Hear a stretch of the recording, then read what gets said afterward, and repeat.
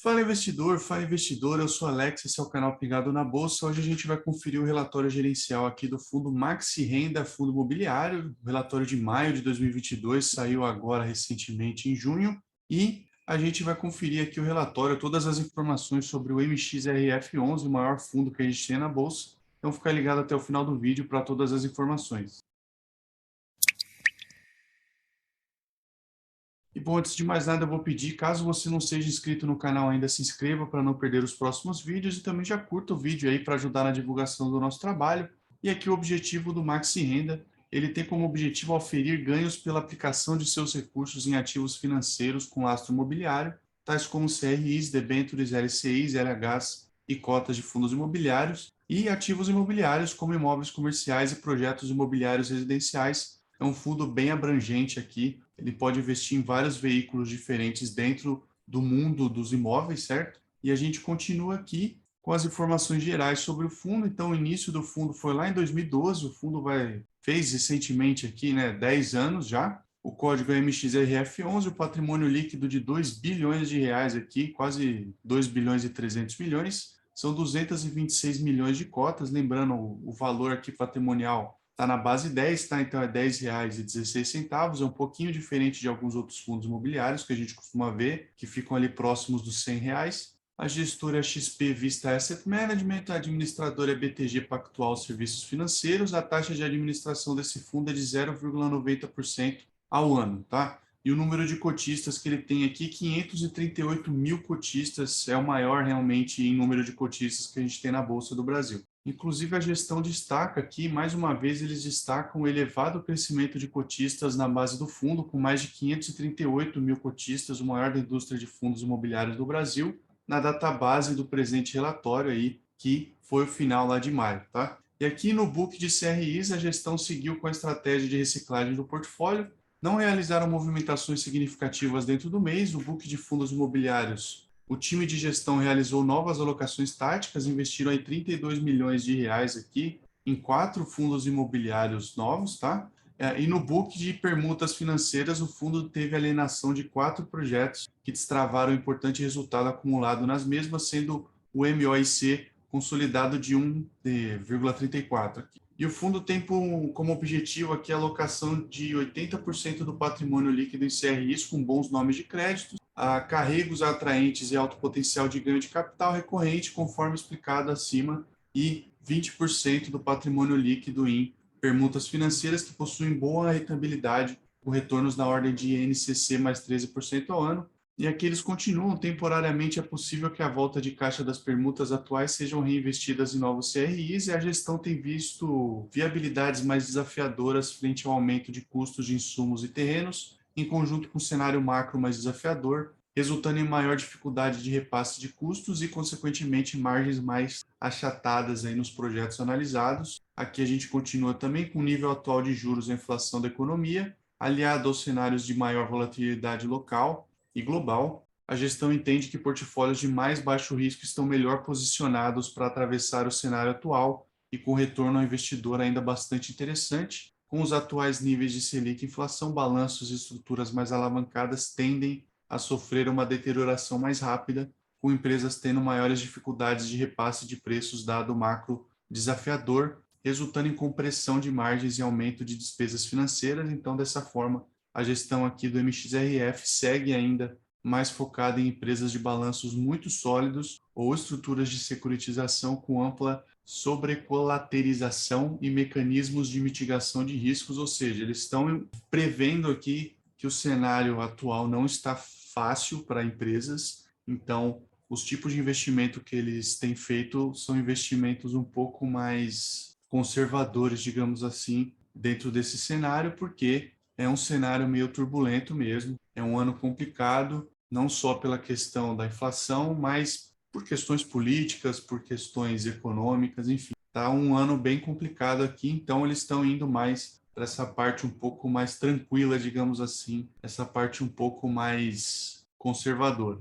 E aqui os rendimentos, né? Os rendimentos auferidos segundo o regime de caixa foram de 11 centavos mais ou menos por cota, totalizando 26 milhões de reais. As operações de permutas financeiras distribuíram no mês 6,96 milhões de dividendos. No book de CRI, o resultado caixa do fundo foi de 18 milhões de reais. E no book de fundos imobiliários, o resultado foi de 2 milhões de reais. Maiores detalhes a gente vai ver aqui na continuação desse vídeo, certo? Bom, e como é que foi a distribuição de rendimentos aqui, né? A distribuição de 11 centavos por cota, comunicada no último dia útil do mês de maio, foi realizada em 14/6 para os detentores de cotas do fundo e 31/5. A distribuição no mês para os detentores de cotas representa, considerando o valor patrimonial aqui de R$ 10,16, mais ou menos uns 105% do CDI no período, já livre de impostos, equivalente aqui a um rendimento de 123% do CDI, se for considerar uma taxa gross up aí de 15% de impostos. E se a gente for considerar o fechamento da cota do mês, que foi de R$ 9,91, o resultado equivale a 107% do CDI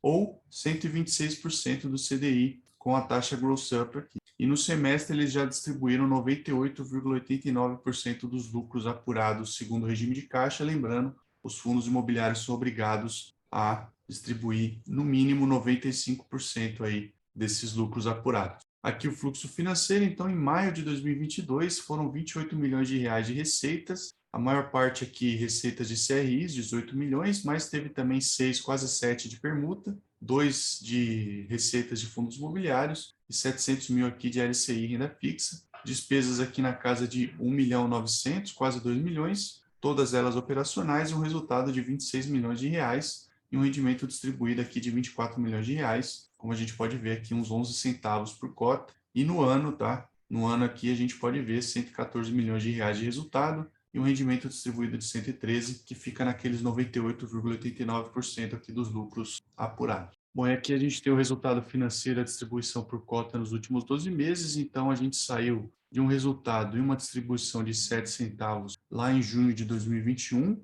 a maior parte ainda era de receitas de CRIs aqui, 6 centavos mais ou menos, tinha um pouco de receita de LCI, renda fixa, as despesas na casa aí do 0,008 centavo por cota e 0,006 centavo aqui de receita de permuta, enquanto que agora, em maio de 2022, a despesa não aumentou tanto, tá? Então tá 0,009, enquanto que as outras fontes aqui de receita aumentaram um pouquinho, tá? Então a gente saiu lá de 7 centavos de resultado para 11 centavos de resultado, 11 centavos de distribuição, aqui 8 centavos de receitas de CRIs, 1 centavo mais ou menos aqui de receitas de fundos imobiliários e uns 3 centavos de receitas de permuta. Como é que está composto o portfólio do fundo? Então, em CRIs, eles têm 72% de ativos aqui, permutas financeiras 9%, fundos imobiliários 14% e um caixa aqui de 4%, e os investimentos por ativo objeto aqui, crédito corporativo 51%, mais da metade, comercial 25%, residencial 19% e caixa aqui os 4%. E aqui a taxa média por indexador e spread de crédito, então a gente tem esses indexadores aqui, tá? E o CDI, a taxa média de aquisição 2,55, IPCA 7,58, IGPM 6,93, um pré aqui de 10% e um CDI aqui, por percentual do CDI, 107% do CDI. E aqui as representações dentro do book de CRIs mais permutas, então CDI e IPCA são a maioria mesmo, IPCA até mais do que o CDI, 59% do book, enquanto que o CDI dá 40%, e os demais aqui todos na casa de 1% ou menos. E o spread de crédito aqui no book de CRIs e permutas, 213 BPS e um LTV médio aqui de 56,65%, é um LTV interessante, mas a gente tem que ver o que tem lá dentro, né? O que tem dentro daí das permutas e dos CRIs, porque quanto menor esse LTV, melhor, mas pode ser que tenha um risco embutido aqui que a gente não esteja vendo. Põe aqui os investimentos em fundos imobiliários que esse fundo tem, então, como eles já abordaram em relatórios anteriores, esse book de fundos imobiliários representa uma estratégia de alocação tática ou então em operações com características de CRI, embora por motivos de estruturação venham em uma estrutura de fundo imobiliário. Então, durante o mês, a gestão realizou 4 aquisições, foram 3 novas alocações aqui, com compra de 10 milhões de reais do fundo Manati Hedge Fund, que é o MANA14, 7 milhões de reais aqui no fundo XP Crédito Imobiliário, XPCI, e 4,7 milhões no fundo aqui Guardian Logística GALG11 e 11 milhões no fundo imobiliário Navi Crédito Imobiliário. Aqui são as posições, né, o volume e percentual dos fundos imobiliários que eles têm. Eu vou comentar um pouco aqui das 5 principais operações que eles têm em fundos imobiliários. Então, SPVJ com 25%, GTLG11 19,04%, IDGR11 12,12%, GAGL11 8,79% e LPLP11 6,99%. Até já deixa um comentário aqui para mim se você tem algum desses fundos imobiliários ou se não tem. E eu já vou aproveitar para lembrar também que isso aqui não é uma recomendação de compra ou de venda desses ativos aqui, certo? Mas além disso, eles têm também HBRH, Game11, HGRS11, Navi, o CRI aqui do Navi, MANA14, BIM11, XPCI11, ROF11, BRCR11 e APTO11. E aqui a carteira de certificado de recebíveis imobiliários, os CRIs. Então, no mês de maio, a gestão seguiu com uma estratégia de reciclagem de portfólio visando novas aplicações em relações risco-retorno interessantes, com destaques para as alienações dos CRIs da Elbor, Stock 3, Elbor e Beach Park, com ganho de capital aproximado de R$482 mil. E, além disso, o time de gestão permanece realizando um acompanhamento ainda mais próximo de cada empresa no atual portfólio investido e as suas respectivas diretorias financeiras para acompanhar aí as suas saúdes financeiras com o objetivo de entender possíveis impactos da crise em seus balanços e nas estruturas dos papéis, de forma a estarem mais preparados para agir antecipadamente em casos de deterioração, caso o cenário atual se estenda além do previsto. Então, os indexadores aqui do CRIs, então a maior parte é realmente IPCA e a gente tem aqui um pouco de CDI também, setores da economia, como a gente pode ver aqui, Residential Real Estate, então imóveis residenciais, shoppings 15%, varejo alimentício 15%, saúde 7%, agronegócio 6% e outros aqui 19%. Aqui o vencimento e a duration dos CRIs, então a maior parte tem o vencimento lá em 2029, né, ou após 2029, e a gente vê que a duration é espalhada aqui entre 2023 e 2029 também, com um ano mais proeminente, digamos assim, sendo 2026 acima dos 20%. Os demais todos têm mais do que 10, mas menos do que 20%. Então, a gente tem a composição da carteira aqui, são vários CRIs diferentes. Infelizmente, como eu já comentei em alguns outros vídeos, não tem como a gente ver todos esses CRIs um a um, por conta de tempo mesmo, porque a gente não vai ter tempo para fazer isso, mas eu recomendo que ou você pause aqui e dê uma olhada, ou então você confira o relatório gerencial original lá no site de RI desse fundo imobiliário, porque são muitos CRIs diferentes, realmente tem um detalhamento dos ativos aqui, tem os comentários da gestão, as garantias que cada um desses CRIs tem, mas se a gente for ver um por um desses aqui, a gente vai ficar fazendo um vídeo de 4, 5, 6 horas aqui, porque não tem como, são muitas coisas diferentes, mas eu estou passando de qualquer forma aqui para você poder dar uma olhada, caso seja do seu interesse, e você possa ver a composição da carteira do fundo aqui, os detalhamentos dos ativos, e pause, caso seja do seu interesse, dar uma analisada em algum desses ativos especificamente. Aqui a gente continua o detalhamento dos ativos, como eu comentei, realmente são muitos ativos diferentes, então aqui são várias páginas só detalhando os ativos que ele tem em carteira. Esse fundo, lembrando que mais de 2 bilhões de reais que ele tem de patrimônio, então assim, são muitos ativos mesmo que ele tem. E aqui com relação às permutas financeiras, então o fluxo de caixa das obras oriundas das permutas financeiras são fluxos recorrentes. No entanto, eles oscilam em função da dinâmica das parcelas pagas pelos compradores das unidades. Então, mesmo que eles não sejam uniformes e mensais como a maioria dos CRIs, esses fluxos aqui não devem ser enquadrados como esporádicos ou não recorrentes, como ganho de capital, por exemplo. Eles só seguem uma dinâmica natural de pagamentos dos mutuários em empreendimentos de corporações residenciais, uma vez que o fundo segue o regime de caixa para a distribuição dos seus rendimentos. Então, em geral, essas unidades autônomas dos projetos, que são vendidas 20% a 30%, são recebidos pela SPE, que é um veículo detido pelo fundo, que por sua vez detém as unidades autônomas do projeto. Então, durante o período de obra e após o habite-se de 70% a 80% remanescentes aí são recebidos em um prazo médio de 6 meses. Então, a gente pode observar aqui a demonstração da dinâmica do fluxo de caixa,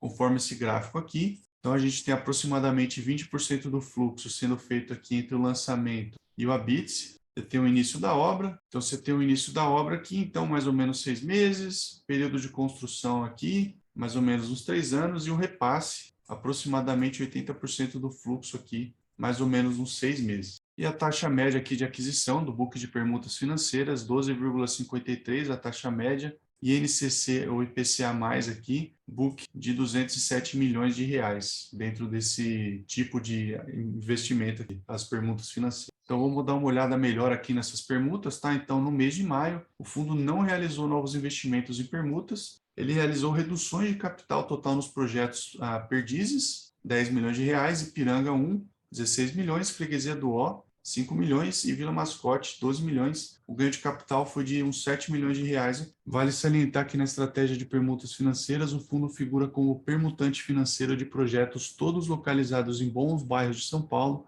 Campinas e Campos do Jordão. E é importante ressaltar também que, na visão do gestor, a estrutura de investimento permite que o fundo se beneficie dos altos rendimentos do setor, mitigando os principais riscos do projeto, como, por exemplo, estouro de obra, atrasos, embargos, reclamações de mutuários, entre outros, além de contar com garantias reais, como terreno, alienação fiduciária de sociedades de propósito específico, aval da companhia incorporadora e dos respectivos sócios. Então, a rentabilidade típica desses investimentos são INCC mais 13% ao ano, constituindo investimentos atraentes frente à forte mitigação de riscos em sua estruturação, como eles estão falando aqui. Aqui a lei dos extratos sancionada no final de 2018, em que a incorporadora fica com 50% do valor total pago na compra do bem, mitigou significativamente as desistências por parte dos adquirentes de apartamentos, mesmo que ainda seja cedo para uma apuração mais definitiva, dado que todo esse movimento veio das últimas semanas. Em relação ao portfólio do fundo aqui,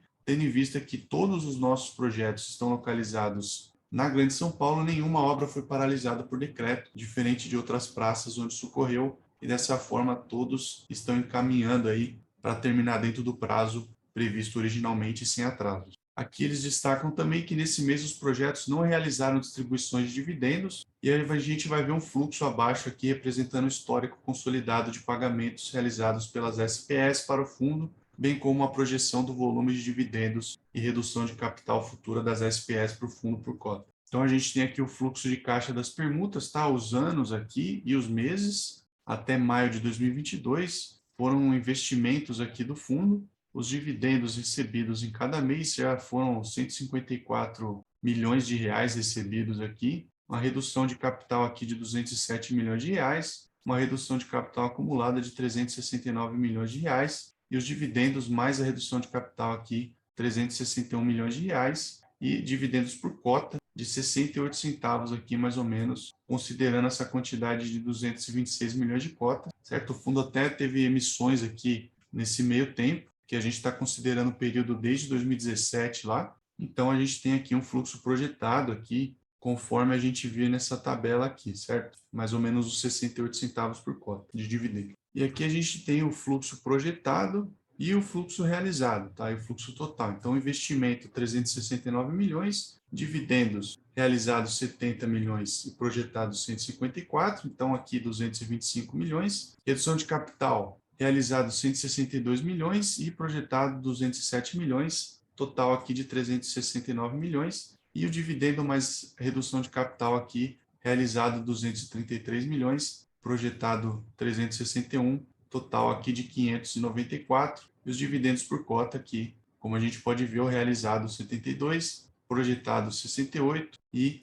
total de R$ 1,40 por cota. Então é isso por hoje. A gente fez um vídeo sobre o MXRF no mês passado, a gente focou um pouco mais nos CRIs do MXRF, nesse mês a gente viu um pouquinho mais aqui sobre as permutas financeiras do fundo. Eu espero que esse vídeo tenha sido útil para você. Se foi útil, considere curtir o vídeo, assina o canal para não perder os próximos vídeos que a gente vai publicar por aqui. Também nessa tela final eu vou deixar o último vídeo que a gente publicou aqui no canal para você continuar assistindo esse tipo de conteúdo, caso seja do seu interesse. Então é isso por hoje. Eu te vejo no próximo vídeo. Tchau!